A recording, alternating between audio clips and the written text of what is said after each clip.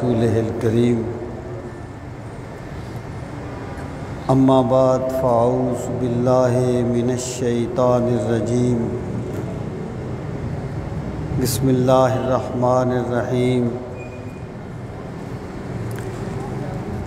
ربنا وابعث فیہم رسولا منہم یتلو علیہم آیاتک ویعلمہم الکتاب والحکمت ویزکیہم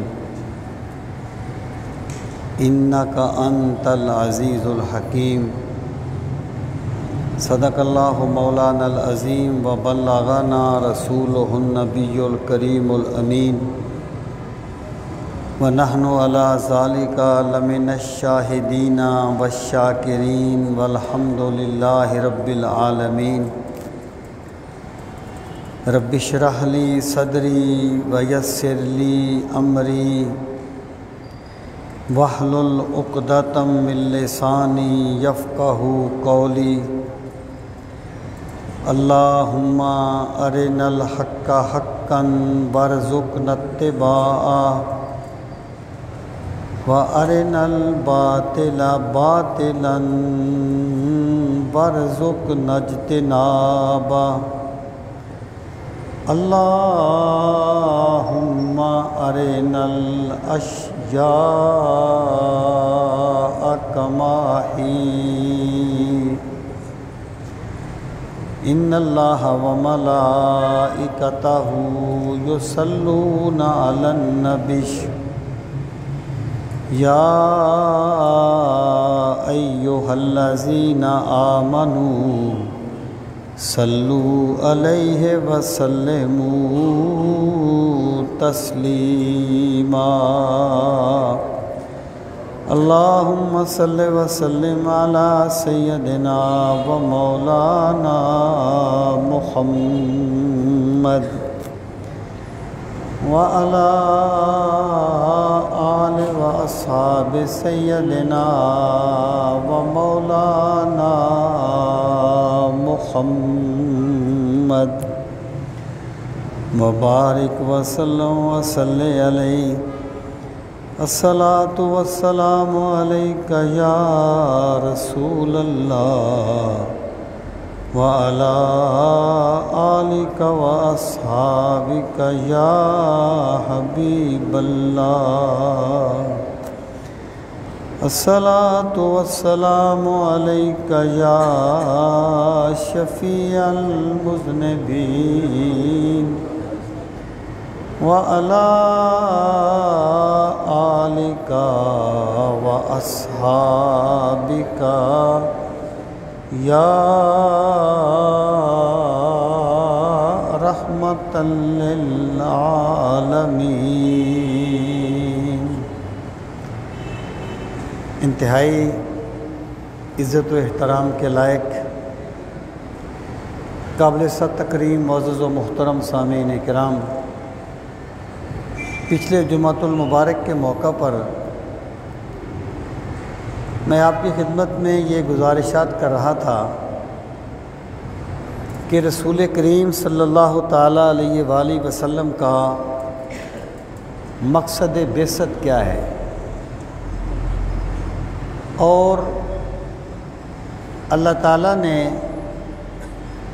آپ کو کس مقصد کے لیے مبعوث فرمایا۔ اس کے لیے میں نے سیدنا ابراہیم علیہ السلام اور سیدنا اسماعیل علیہ السلام کی اس دعا کا ذکر کیا تھا جو آپ نے بیت اللہ شریف کی تعمیر کے بعد اللہ تعالیٰ کی بارگاہ میں مانگی تھی، اور یہاں پر جو 4 چیزیں بیان کی گئی ہیں یہی چیزیں سورہ جمعہ میں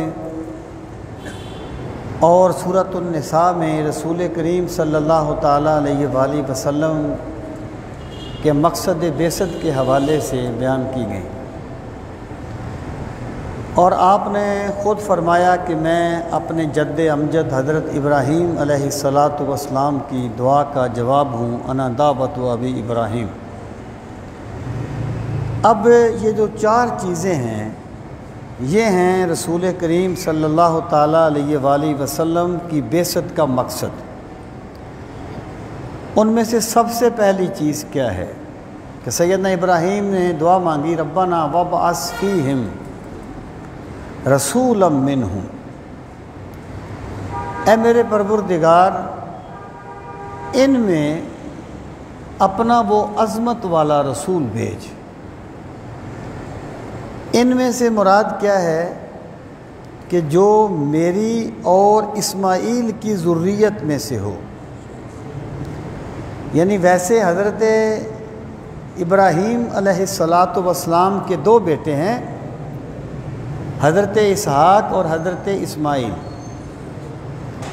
حضرت اسحاق کی نسل سے آگے حضرت یعقوب آ گئے، پھر ان کے آگے 11 بیٹے آ گئے جن میں حضرت یوسف بھی شامل ہیں، آگے پھر ان کا یہودا، اور آگے پھر وہ یہودی خاندان، بہت سے پیغمبر آئے،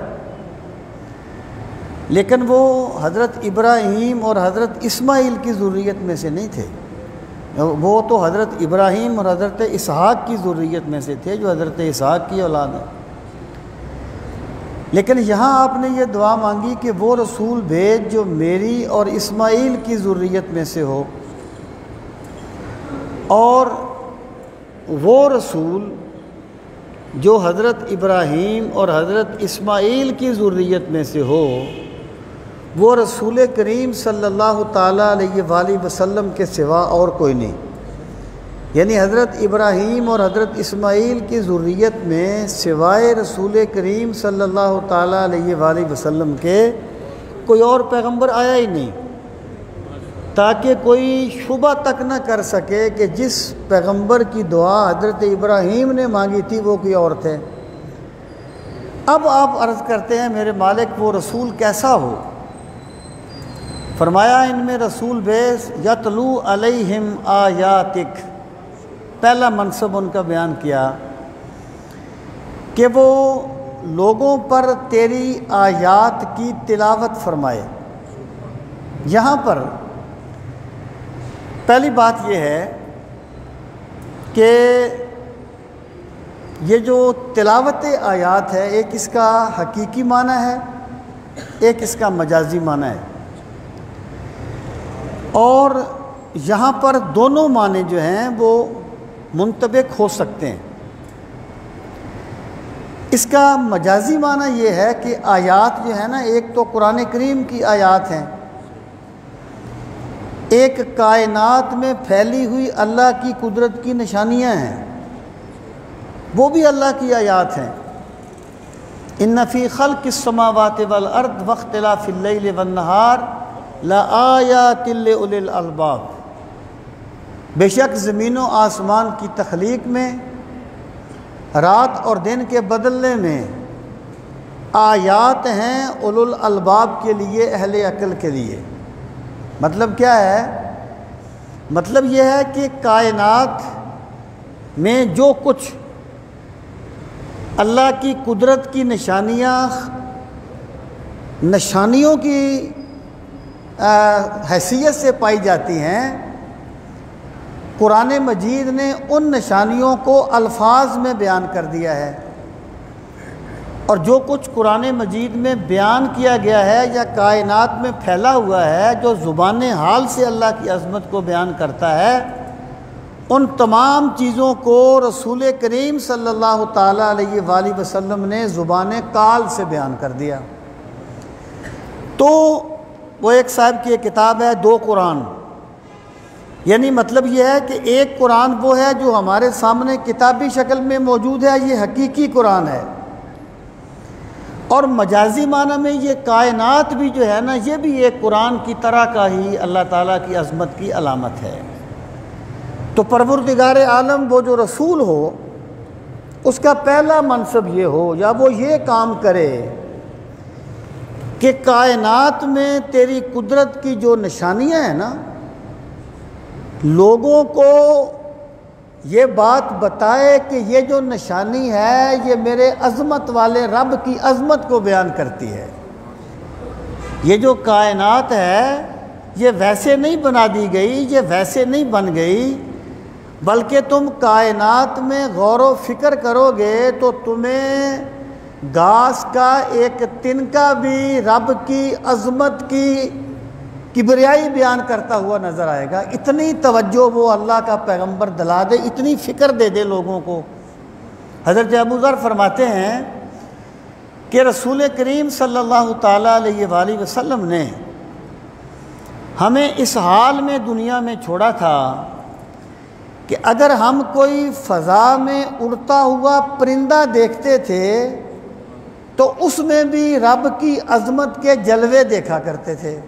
وہ قرآن مجید نے کہا نا کہ یہ کیوں نہیں دیکھتے پرندوں کی طرف، فضا میں اڑتے ہیں، کبھی اپنے پر پھیلاتے ہیں، کبھی سمیٹ بھی لیتے ہیں، اور یکبدن، کبھی اپنے پر سمیٹ بھی لیتے ہیں۔ تو جب پر پھیلاتے ہیں ہمیں لاجک سمجھ آتی ہے کہ ہوا نے یعنی ان کو روکا ہوا ہے، ان کے پروں میں جو نیچے جو ہوا آتی ہے، لیکن جب وہ پروں کو سمیٹ لیتے ہیں پھر انہیں کون روکتا ہے؟ پھر اللہ کی ذات روکتی ہے۔ تو یہ جو تدبر ہے نا، یہ رسول کریم صلی اللہ تعالیٰ علیہ وآلہ وسلم کے مناسب میں سے ایک منصب ہے۔ یتلو علیہم آیات کا ایک مجازی معنی یہ ہے۔ اب اس کا حقیقی معنی کیا ہے؟ حقیقی معنی یہ ہے کہ آیات سے مراد قرآن مجید کی آیات ہیں،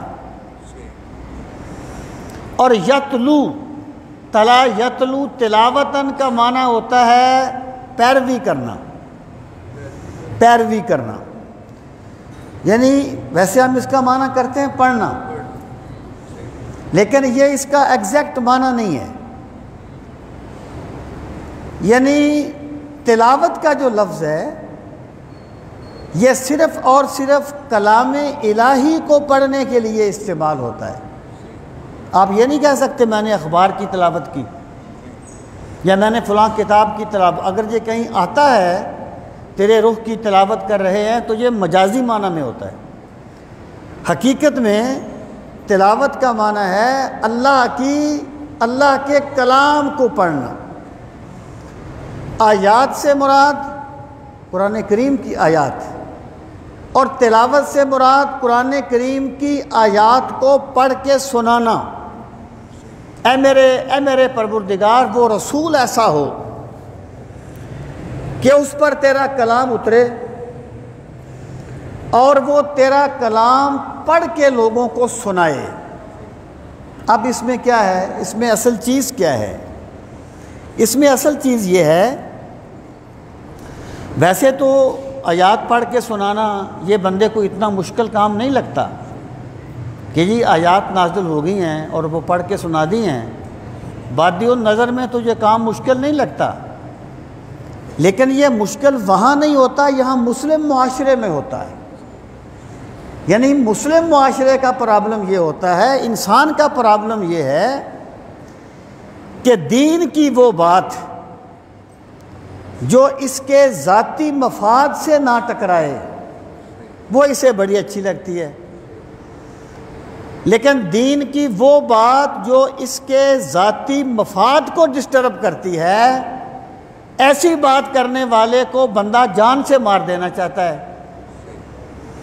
یہود کو کہا گیا نا کہ فَكُلَّمَا جَاءَكُمْ رَسُولٌ بِمَا لَا تَهْوَىٰ أَنفُسُكُمْ اسْتَكْبَرْتُمْ فَفَرِيقًا كَذَّبْتُمْ وَفَرِيقًا تَقْتُلُونَ، کہ کیا ایسا نہیں ہے کہ جب بھی اللہ کے رسول تمہارے پاس وہ حکم لے کے آئے جو تمہاری خواہشات کے خلاف تھا، جو تمہارے مزاج کے خلاف تھا، تو تم نے رسولوں کو جھٹلا دیا، کچھ رسولوں کی تم نے تکذیب کر دی، کچھ رسولوں کو تم نے قتل کر دیا۔ یعنی جب ویسے ایک بندہ لاکھ بندے کو پڑھ کے سنائے کہ اللہ کے ذکر کے یہ فضائل ہیں اور قرآن کریم کی تلاوت کے یہ فضائل ہیں اور فلاں ورد کے یہ فضائل ہیں، وہ بڑا خوش ہوگا۔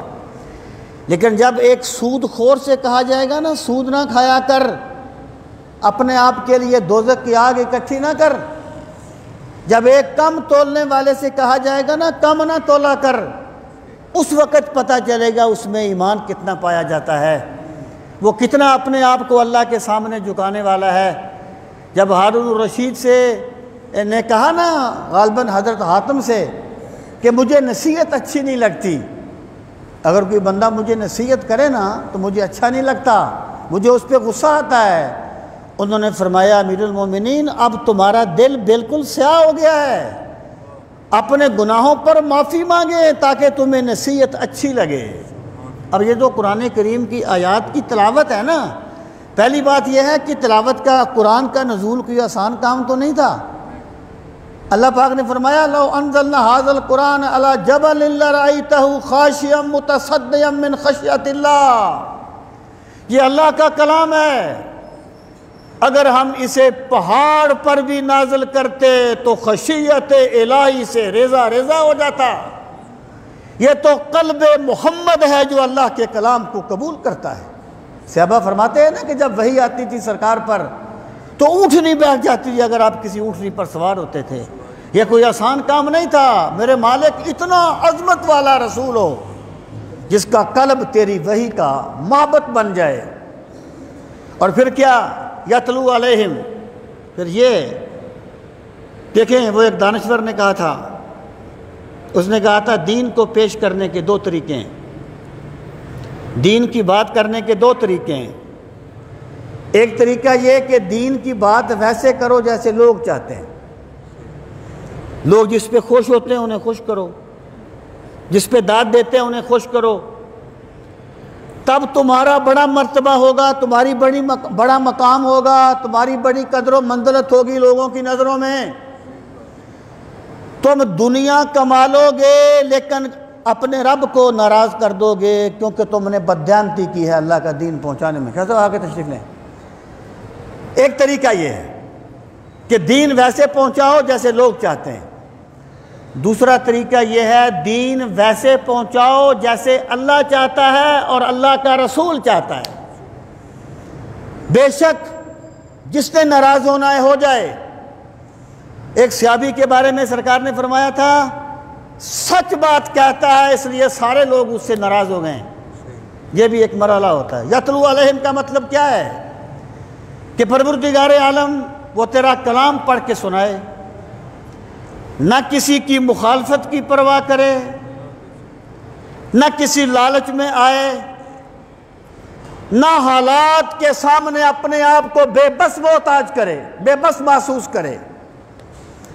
پروردگار عالم وہ تیری محبت میں اتنا ڈوب جائے کہ جو مشن اس پیغمبر کو دیا گیا ہے کہ تیری آیات کو پہنچائے اس میں کوئی چیز اس کے راستے میں رکاوٹ نہ بنے۔ اب آپ دیکھیں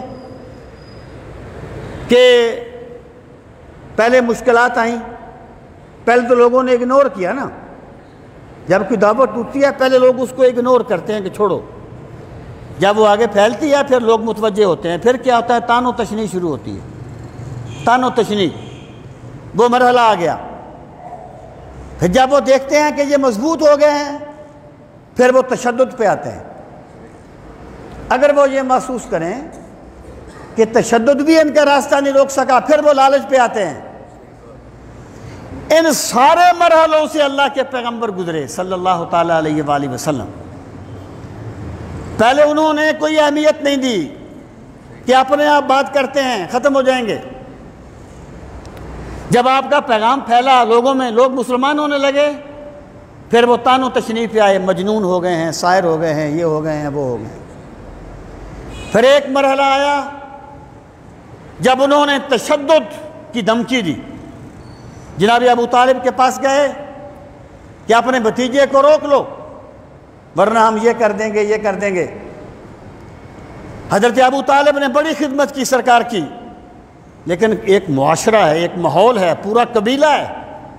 آپ نے فرمایا چچا، انہوں نے آپ سے عرض کیا بھتیجے میں پورے قبیلے کا میں اکیلا مقابلہ نہیں کر سکتا، اس لیے اپنی بات پہ غور کریں۔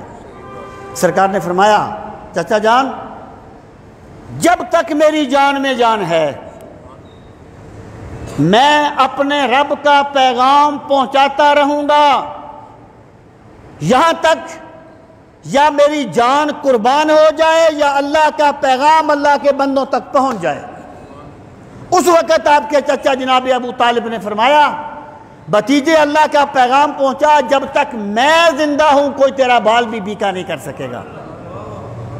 سامعین محترم، ایک یہ مرحلہ آ گیا تھا۔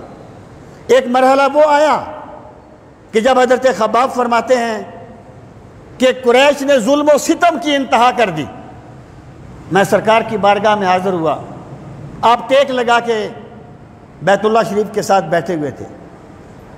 میں نے عرض کی یا رسول اللہ صلی اللہ علیہ وسلم، انہوں نے انتہا کر دی ہے، دعا فرمائیں اللہ انہیں تباہ کر دے۔ آپ فرماتے ہیں سرکار پہلے ٹیک لگا کے بیٹھے تھے، پھر آپ نے ٹیک چھوڑی، آگے ہو کے بیٹھ گئے۔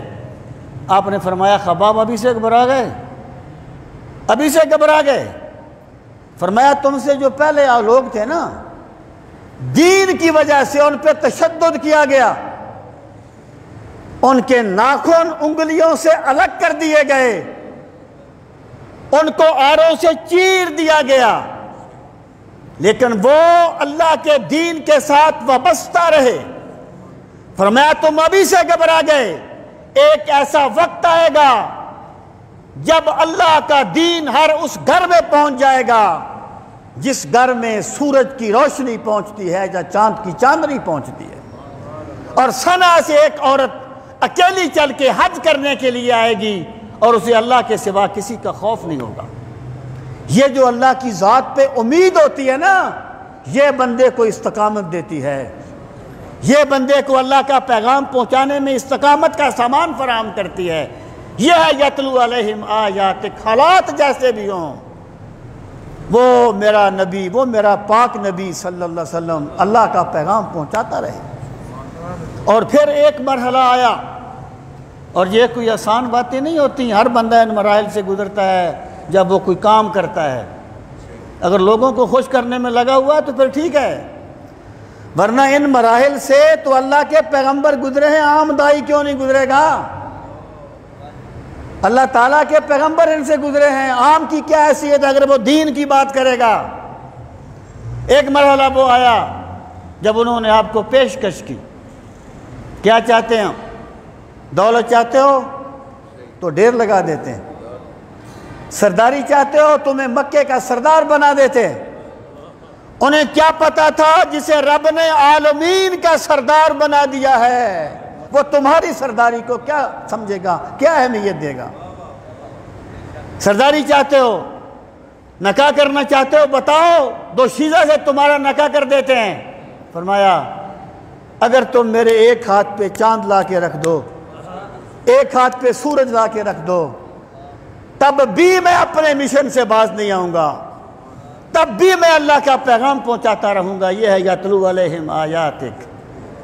پروردگار اس رسول کا پہلا منصب، سرکار کا پہلا منصب یہ ہے، اللہ کی آیات کی تلاوت کرتے ہیں، لوگوں کو اللہ کے احکامات پہنچاتے ہیں، لوگوں کو اللہ کا پیغام سناتے ہیں، نہ کسی مخالفت کی پرواہ، نہ کسی ڈر کی پرواہ، نہ حالات کا رونا، نہ کوئی اور تنگی، بس اللہ کا پیغام پہنچانا، یہ سرکار کا پہلا منصب ہے۔ پھر فرمایا وَيُعَلِّمُهُمُ الْكِتَابَ، وہ رسول انہیں کتاب کی تعلیم دیتا ہے۔ اب یہ دوسرا منصب ہو گیا۔ تلاوت کیا ہے؟ آپ نے پڑھ کے سنا دیا۔ اچھا، آپ یہ کہیں گے چلو تعلیم کتاب اجمیوں میں تو سمجھ آ گئی کہ بندوں کو قرآن کا ترجمہ نہیں آتا، آپ نے ان کو ترجمہ بتا دیا، بندوں پر تفسیر واضح نہیں ہے، آپ نے ان کو تفسیر بتا دی۔ تو وہ جو عرب معاشرہ تھا، وہ تو عرب تھے نا، سارے عربی جانتے تھے، ان کی تو عربی مادری زبان تھی، ان کو قرآن کی تعلیم دینے کا کیا مقصد ہے؟ میں کہتا ہوں یہی تو وہ چیز ہے جو ہمیں سمجھنی چاہیے۔ جو بندہ یہ کہتا ہے کہ جناب قرآن سیکھنے کے لیے ہمیں رسول کریم علیہ الصلوۃ والسلام کی احادیث کی ضرورت نہیں ہے، قرآن سیکھنے کے لیے عربی زبان کافی ہے، تو پھر مجھے بتایا جائے اگر قرآن سیکھنے کے لیے عربی زبان کافی تھی تو پھر عرب صحابہ کے لیے تعلیم کتاب کا منصب کیوں رکھا گیا رسول کریم صلی اللہ تعالیٰ علیہ وآلہ وسلم کا؟ اس کا مطلب کیا ہو گیا کہ جیسے پوری انسانیت ایک آیت نہیں لے سکتی اللہ سے بغیر نبی کی وساطت کے، ایسے قرآن بھی سمجھ نہیں آئے گا بغیر در نبوت کے، ورنہ کوئی لاجک نہیں بنتی کہ اس کو تعلیم کتاب کو مناسب نبوت میں شامل کیا جائے۔ سامعین محترم، جو لوگ جن کا یہ دعویٰ ہے، جو کہتے ہیں کہ قرآن مجید کو سمجھنے کے لیے ہمیں حدیث کی ضرورت نہیں ہے، میں یہ بات عرض کروں گا، وہ کہتے ہیں دیکھو اللہ پاک نے فرمایا قرآن مجید کو کتاب مفصلہ، کہ یہ کتاب مفصل ہے، تو جب قرآن ہی کتاب مفصل ہے تو پھر ہمیں کیا ضرورت ہے کہ ہم حدیث کا سہارا لیں؟ میں یہ بات عرض کروں گا اگر مفصل ہونے کا یہی مطلب ہے تو پھر ہمیں دکھا دیا جائے کہ قرآن میں کہاں لکھا ہے کہ زور کے 4 فرض ہوں گے اور مغرب کے 3 ہوں گے۔ اگر مفصل ہونے کا یہی مطلب ہے تو مجھے بتائیے صحابہ تو عرب تھے نا، صحابہ کرام تو عرب تھے، جب آیت نازل ہوئی الذین آمنوا ولم یلبسوا ایمانہم بظلم اولئک لہم الامن، تو ان کو سمجھ نہیں آئی کہ یہاں ظلم سے کیا مراد ہے، تو سرکار نے فرمایا یہاں ظلم سے مراد شرک ہے۔ یعنی صحابہ کرام قرآن کریم کے جو معنی ہیں وہ بھی سرکار سے سیکھتے ہیں۔ اب سامعین محترم، اب ذرا آپ اس بات پہ غور فرمائیں کہ یہ جو تعلیم اگلا منصب ہے تعلیم حکمت، وہ اس کے علاوہ ہے۔ پہلے ہم تعلیم کتاب کو سمجھتے ہیں۔ تعلیم کتاب یہ ہے جس کا تعلق کتاب کے الفاظ کے ساتھ ہے، اور تعلیم حکمت جو ہے اس کا تعلق مراد الہی کے ساتھ ہے، یعنی جن کا قرآن میں اشارہ نہیں، اللہ کی مراد ہے وہ حکمت ہے، جن کا قرآن میں اشارہ ہے اور اسے مراد کیا ہے وہ لغت نہیں بتاتی، وہ اللہ کا پیغمبر بتاتا ہے، وہ تعلیم کتاب میں مثال دیتا ہوں تب بات کلیئر ہوگی۔ مثلا اب دیکھیں کہ اللہ رب العزت نے ارشاد فرمایا کہ اقیموا الصلاۃ، صلاۃ قائم کرو۔ اب لغت میں تو صلاۃ کا معنی نماز نہیں ہے، کسی لغت میں صلاۃ کا معنی نماز نہیں ہے، صلاۃ کا معنی ہے دعا مانگنا، صلی علیہم، ان پر دعا مانگیے۔ صلاۃ کا معنی ہے گھوڑا دوڑا کے آگے لے جانا، صلاۃ کا معنی ہے کسی چیز کو کہیں داخل کر دینا، صلاۃ کا معنی نماز نہیں ہے، کہیں بھی نہیں ہے، کسی لغت میں نہیں ہے۔ جب یہ آیت نازل ہوئی تو صحابہ کرام نے پوچھا یا رسول اللہ صلی اللہ علیہ وسلم یہ صلاۃ کیا ہے؟ تو سرکار نے وہ عمل کیا جس کو ہم نماز کہتے ہیں، فرمایا صلو کما رأیتمونی اصلی، جس طریقے سے میں نے عبادت کی اس طریقے سے کرو۔ صلاۃ سے اللہ کی یہی مراد ہے۔ یہ ہے الفاظ کی وضاحت جو سمجھ نہیں آتی بغیر حدیث کے، یہ ہے تعلیم کتاب۔ اس طرح صوم ہے، صوم کا معنی روزہ تو نہیں ہے، صوم کا معنی کہاں ہے روزہ؟ صوم کو تو کہتے ہیں رک جانے کو، صوم کا معنی ہے رک جانا۔ باطنیہ کیا کہتے ہیں؟ کہتے ہیں جی یہ تم خام کا بھوکے رہتے ہو، یہ کوئی نہیں کہا قرآن میں، کہیں نہیں کہا گیا کہ تم روزہ بھوکے رہو دن کو۔ انہیں کہا جا قرآن میں تو ہے کتب علیکم الصیام، کہتے ہیں سیام کا معنی رک جانا۔ دلیل کیا ہے؟ کہتے ہیں دلیل یہ ہے کہ جب حضرت مریم آئی نا حضرت عیسیٰ کو لے کر ان کی ولادت کے بعد، لوگوں نے کہا مریم تیری ماں تو بڑی نیک تھی، تو یہ بچہ لے کے کہاں سے آ گئی؟ تو اس وقت اللہ پاک نے فرمایا اے مریم تم نے اس وقت کیا کہنا ہے؟ انی نذرت للرحمن صوما فلن اکلم اليوم انسیا، آج میں نے صوم کی نظر مانی ہے۔ کس کی نظر مانی ہے؟ صوم کی۔ مطلب کیا ہے؟ فلن اکلم اليوم انسیا، آج میں کسی انسان سے کلام نہیں کروں گی۔ تو صوم کیا ہے؟ کس سے بات نہ کرنا۔ وہ باطنیہ کی دلیل ہے۔ صوم کیا ہے؟ کس سے بات نہ کرنا۔ کہتے ہیں بھائی صوم سے مراد یہ ہے، یہ جو ہے نا باطل مذہب، یہ سارے سینہ بسینہ چلتے ہیں، چھپاتے ہیں، کیونکہ ظاہر ہو جائیں گے نا تو آگ لگ جائے گی۔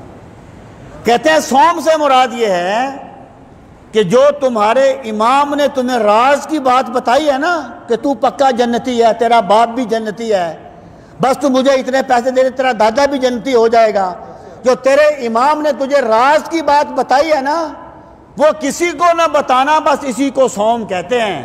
کہ تم خام کا بھوکے رہتے ہو، دلیل تو ہے نا، دلیل تو ہے نا۔ اب میں یہ بات عرض کروں گا بھائی، جس رب نے کتاب اتاری ہے نا اس نے کتاب ہمارے سرانوں پر نہیں اتار دی، اس نے پہلے صاحب کتاب کو نازل فرمایا ہے۔ کتاب کی مراد سمجھنے کے لیے ذات رسالت مآب صلی اللہ تعالیٰ علیہ وآلہ وسلم کو دیکھنا ہوگا۔ جس اللہ کے پیغمبر نے ہمیں یہ بتایا کہ اللہ نے تم پر صوم لازم کیا ہے، انہوں نے ہمیں یہ بھی بتایا ہے کہ اللہ کی صوم سے مراد کیا ہے۔ یہ ہے تعلیم کتاب، یہ ہے تعلیم کتاب۔ جو بندہ یہ کہتا ہے کہ جناب دیکھو قرآن مجید تو کتاب مفصل ہے، تو مفصل کے لیے ہمیں کیا پڑھی ہے کہ قرآن کوئی حدیث کا محتاج ہے، اور قرآن حدیث کا محتاج نہیں ہے، ہم محتاج ہیں قرآن سمجھنے کے لیے حدیث کے۔ اللہ اس کا محتاج نہیں ہے کہ تم پانی پیو تو وہ تمہاری پیاس بجھائے، رب کا طریقہ ہے کہ وہ اس طریقے سے کرتا ہے۔ جہاں تک مفصل کی بات ہے، قرآن مفصل ہے لیکن ہر کسی کے لیے مفصل نہیں ہے۔ قرآن اس کے لیے مفصل ہے جس کو خود اس نے قرآن سکھایا ہے۔ علامہ اقبال کہتے ہیں نا، میرے پاس ایک بندہ آیا، وہ ہجریات کا ماہر تھا، یہ پتھروں کی دنیا کا، ہجریات کا۔ کہتے ہیں ہم جا رہے تھے، اس نے ایک پتھر اٹھایا، کہنے لگا یہاں سے کبھی سمندر گزرا کرتا تھا، اتنے 100 سال گزرتا رہا، پھر اتنے 100 سال ہو گئے، بند ہو گیا۔ اقبال کہتے ہیں اس نے پتھر دیکھ کے وہ بتا رہا تھا، جب ہم نے بعد میں تحقیق کی تو جیسے اس نے کہا تھا ویسے ہی تھا۔ اب وہ پتھر اس کے لیے مفصل تھا، عام بندوں کے لیے نہیں۔ میں منطق کی اصطلاحیں بول دوں، یہ موجبہ کلیہ ہے، یہ سالبہ کلیہ ہے۔ جو بندہ منطق کو سمجھتا ہے اس کے لیے تو کلام مفصل ہے، جو نہیں سمجھتا اس کے لیے مجمل ہے۔ تو قرآن مفصل ہے لیکن اس ذات کے لیے الرحمن علم القرآن، جس کو خود اللہ نے قرآن سکھایا ہے، اور پھر انہوں نے آگے جن کو قرآن کی تعلیم دی ان پر بھی راز کھول گئے۔ جیسے ابن عباس کہتے ہیں لو دالت اکال بعیری لوجدتہ فی القرآن، اگر میری اونٹ کی نکیل گم ہو جائے تو میں قرآن سے تلاش کر لوں گا۔ اب ہمیں کوئی اس کی لاجک تو سمجھ نہیں آتی نا، لیکن یہ دنیا ہی اور ہے۔ اچھا، اب جو بندہ کہتا ہے کہ میں صرف قرآن کو مانوں گا، میں حدیث کو نہیں مانوں گا، اس سے پوچھا جائے گا تجھے یہ پتہ کیسے چلا ہے کہ قرآن اللہ کا کلام ہے؟ کیا تجھے کوئی آسمان سے آواز آتی ہے کہ قرآن میرا کلام ہے؟ کیا قرآن تجھے بول کے کہتا ہے کہ میں اللہ کا کلام ہوں؟ تجھے کیسے پتہ چلا کہ یہ اللہ کا کلام ہے؟ اور قرآن و حدیث کو الگ کس نے کیا؟ تو قرآن کو قرآن ماننے میں بھی تو حدیث کا محتاج ہے، تو کیسے کہتا ہے کہ میں حدیث کا محتاج نہیں ہوں، میں حدیث کے بغیر قرآن کو سمجھ لیتا ہوں؟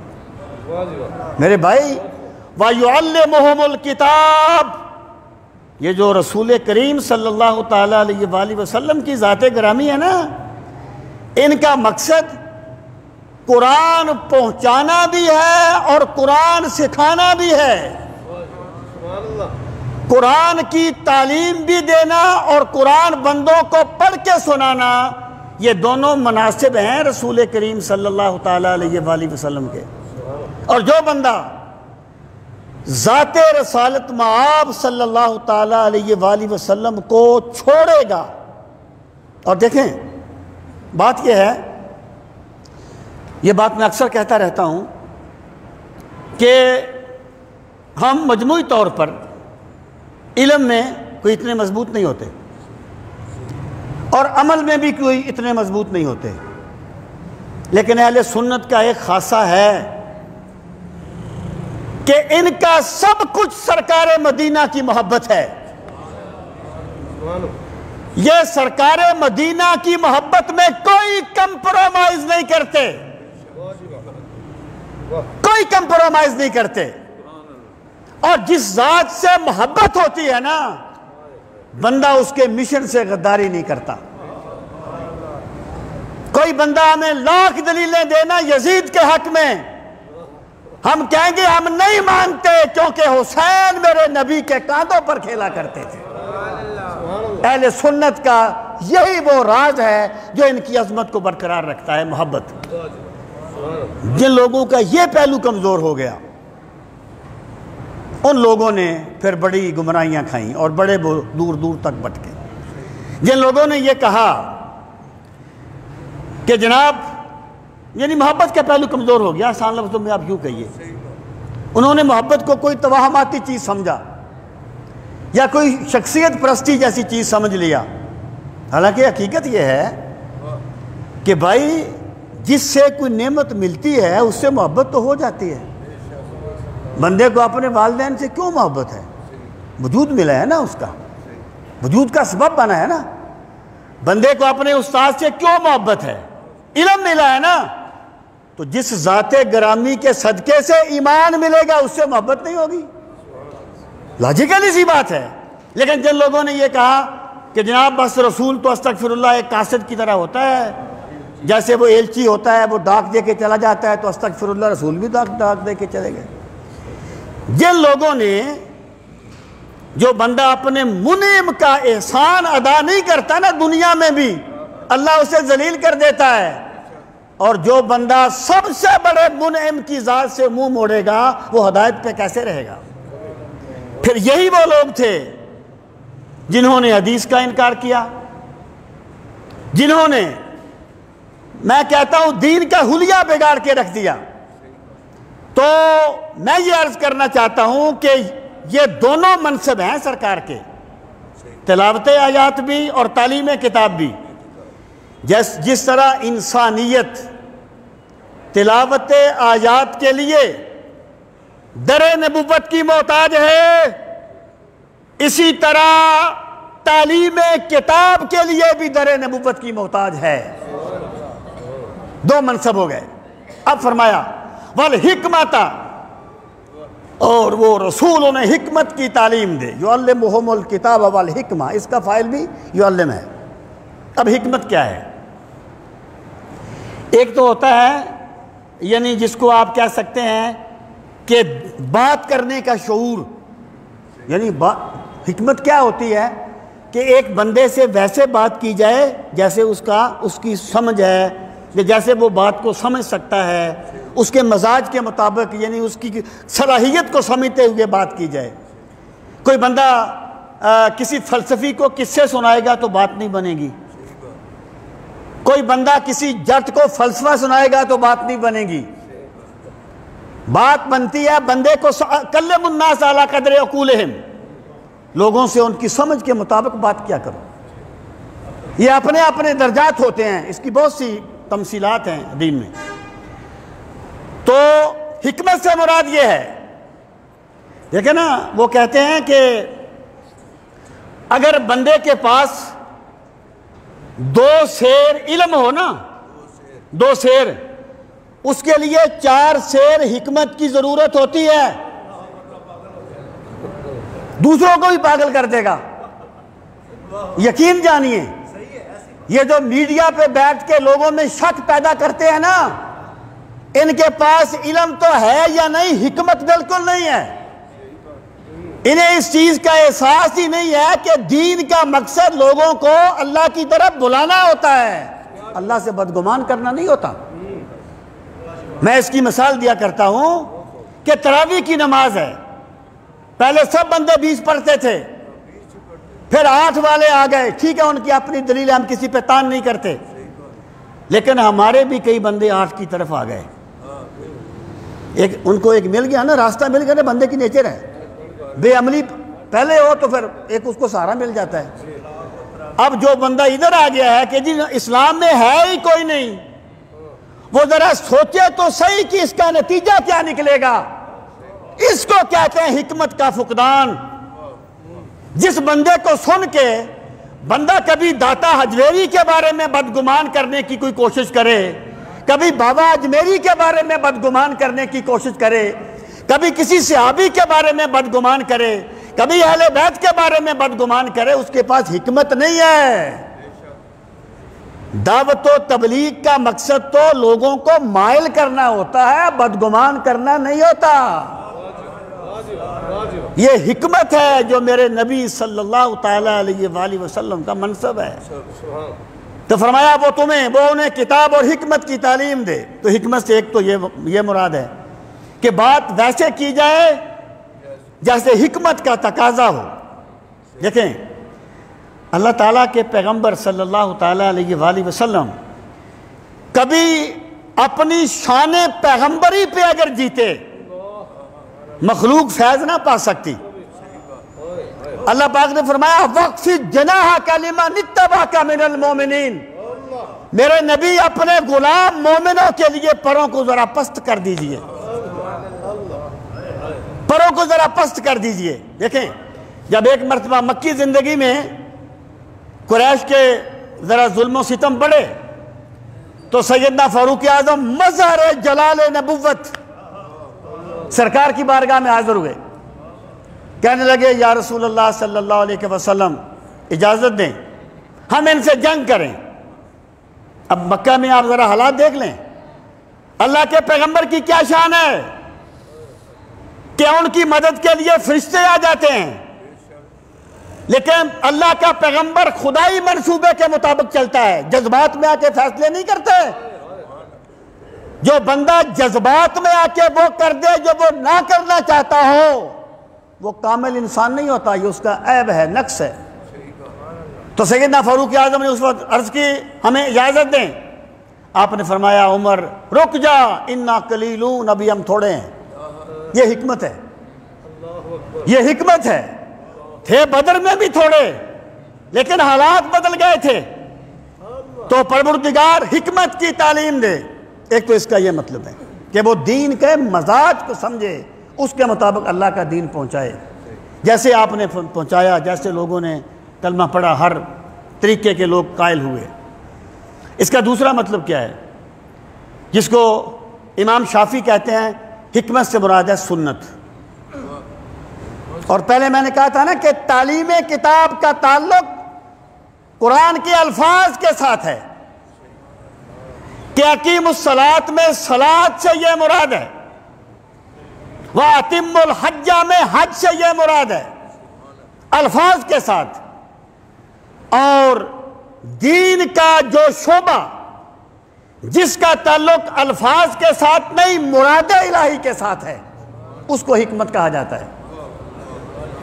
کہ ظہر کے 4 فرض ہیں، عصر کے 4 ہیں، مغرب کے 3 ہیں، اس کا کوئی اشارہ ہمیں نظر نہیں آئے گا، لیکن ہمیں اللہ کے رسول صلی اللہ تعالی وسلم نے اس کی خبر دی۔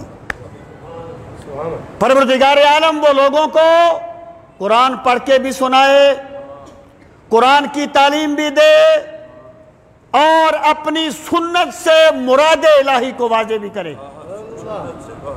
یہ جو سنت ہے نا، سنت یہ اللہ کے مقابلے میں نہیں ہے۔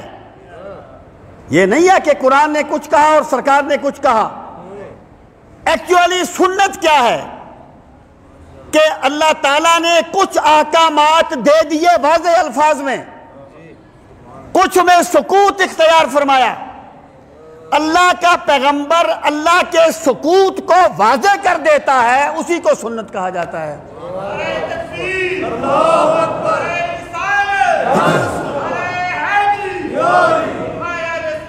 اور ایکچولی وہی سنت ہے۔ اب یہ 3 منصب ہو گئے، اب چوتھا منصب آ گیا، وَيُزَكِّيهِمْ۔ پروردگار عالم وہ رسول ایسا ہو جو لوگوں کے دلوں کا تزکیہ کر دے۔ لوگ کہتے ہیں کہ تزکیہ جو ہے نا یہ تعلیم کتاب و حکمت کا لازمی نتیجہ ہے.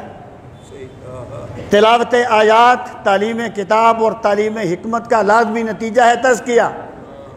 پھر تو تحصیل حاصل ہو گیا نا. جو کام پہلے ہی حاصل ہے وہ خام کا پیغمبر کی ذمہ داری لگا دی.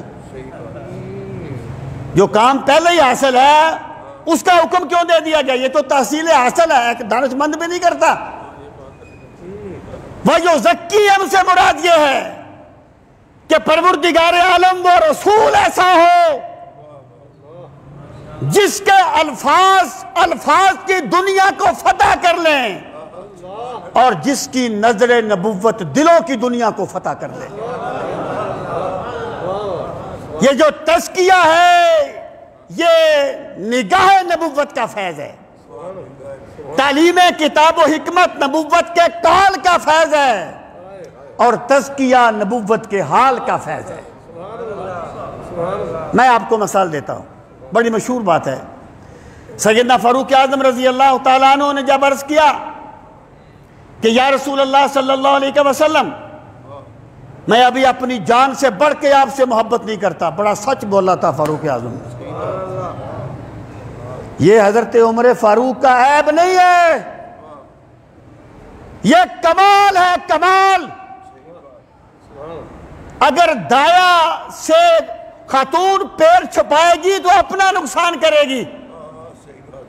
جو مرید اپنے شیخ سے اپنے عیب چھپائے گا فیض کیسے پائے گا؟ عرض کی آقا میں ابھی اس درجے پر نہیں پہنچا. شیخ فرماتے ہیں پھر رسول کریم صلی اللہ تعالیٰ علیہ وآلہ وسلم نے نظر نبوت فاروق اعظم کے دل پر ڈالی. ان کے دل کی دنیا بدل گئی. کہنے لگے الان یا رسول اللہ, آقا میں نے اتنے مدارج طے کر لیے, اب میں اپنی جان سے بڑھ کے آپ سے محبت کرتا ہوں.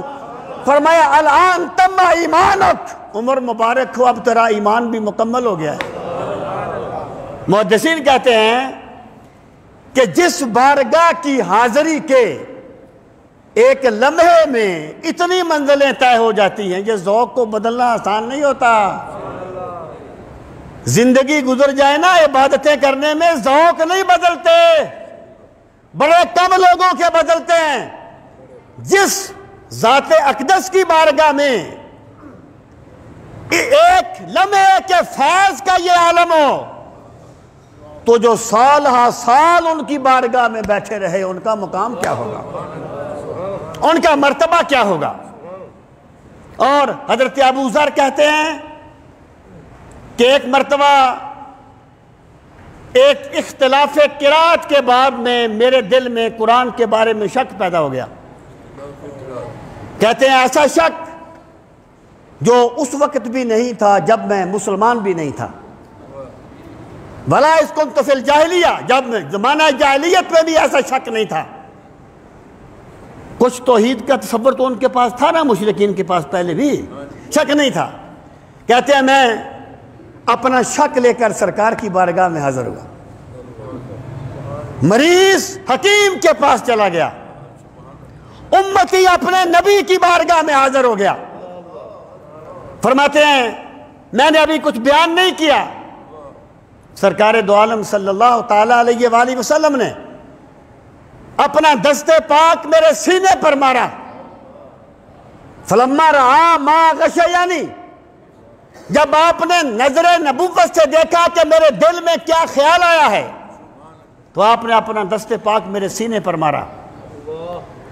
ففت ارکا, میں پسینے سے شرابور ہو گیا. فرماتے ہیں پھر وہ جو شک تھا نا وہ ختم ہو گیا اور وہ اتنے یقین میں بدل گیا کأنی انظر الی اللہ, گویا اللہ کی ذات میرے سامنے تشریف فرما ہے اور میں اپنے رب کا دیدار کر رہا ہوں. اس کو کہتے ہیں تزکیہ, اس کو کہتے ہیں تزکیہ. اقبال کا بے مثال شعر ہے کہ تیری نگاہ ناز سے دونوں مراد پا گئے, تیری نگاہ ناز سے دونوں مراد پا گئے. عقل غیاب و جستجو ایک ہو گیا, عقل غیاب و جستجو, عشق حضور و اضطراب. میرے آقا جو عقل کا طالب آیا اس کا دامن عقل سے بھر دیا, جو عشق کا طالب آیا اس کا دامن عشق سے بھر دیا، جو سائل جو بھی سوال لے کے آیا میرے کریم نے ہر ایک کا دامن بھر دیا۔ سامعین محترم، یہ دعا مانگی، یہ 4 منصب اب میں بات کو سمیٹنے لگا ہوں۔ رسول کریم صلی اللہ تعالیٰ علیہ وآلہ وسلم کے 4 مقاصد بعثت ہیں۔ پہلا ہے تلاوت آیات، آیات کی تلاوت کرنا، قرآن پڑھنا پڑھانا۔ دوسرا ہے تعلیم کتاب، قرآن سکھانا۔ تیسرا ہے تعلیم حکمت، سنت کی تعلیم دینا۔ چوتھا ہے تزکیہ، دلوں کو صاف کرنا۔ اب سرکار کی ذات تو جامع ہے نا، کائنات حسن جب پھیلی تو لامحدود تھی، کائنات حسن جب پھیلی تو لامحدود تھی، اور جب سمٹی تو تیری ذات بن کے رہ گئی۔ سرکار کی ذات تو جامع ہے۔ اب بعد میں یہ تقسیم ہو گئے منصب۔ تعلیم کتاب کا منصب، تلاوت آیات کا منصب قراء حضرات نے لے لیا۔ قرآن پڑھنا سکھانا یہ قراء حضرات۔ تعلیم کتاب مفسرین آ گئے، قرآن کی تفسیر کرنے والے، قرآن سکھانے والے۔ تعلیم حکمت محدثین آ گئے۔ تعلیم تزکیہ صوفیاء آ گئے، یہ ان کے وارث ہیں۔ تعلیم تزکیہ کے وارث صوفیاء ہیں۔ اب میں جو بات عرض کرنا چاہتا ہوں، یہ 4 چیزیں ہیں۔ ایک مدارس ہیں، یہاں پر تعلیم کتاب ہے، تلاوت آیات ہے، مدارس میں ہی تعلیم کتاب ہے، تعلیم حکمت ہے، خانقاہوں میں تزکیہ ہے۔ اب ہمیں یہ سوچنا چاہیے کہ ہماری جو زندگی ہے، ہماری زندگی کی جو کاوشیں ہیں، کیا وہ صرف ہماری اپنی ذات کے لیے ہیں یا اس میں کچھ دین کا حصہ بھی ہے؟